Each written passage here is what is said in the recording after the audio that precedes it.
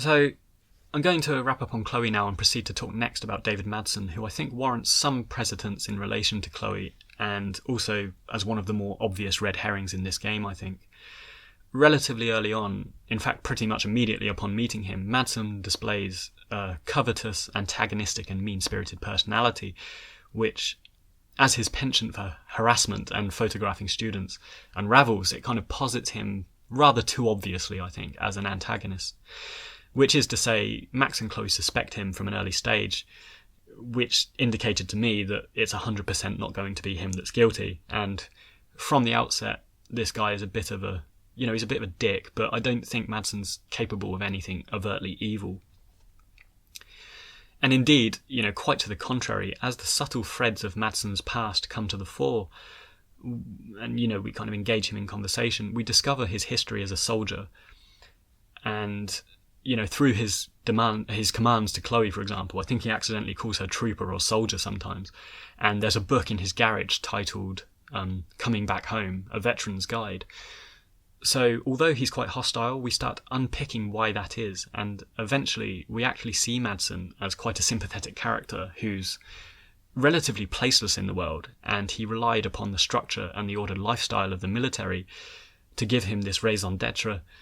And, perhaps he's even suffering from some mild PTSD symptoms too, which accounts for his mannerisms in the game.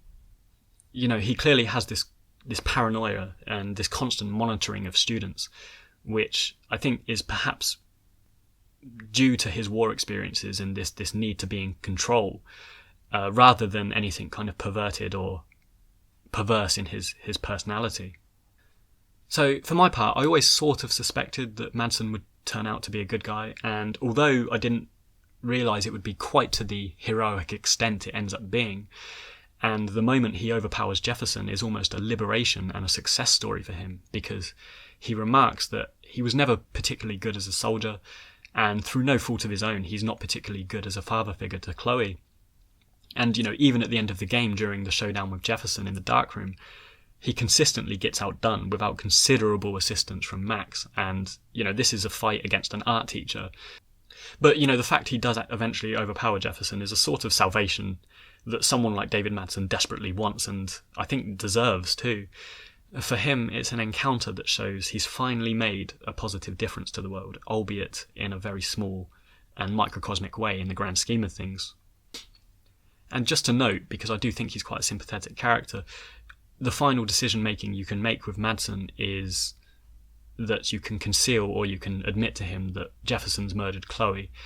And because of this salvation I perceive this moment to have for Madsen, I opted to conceal.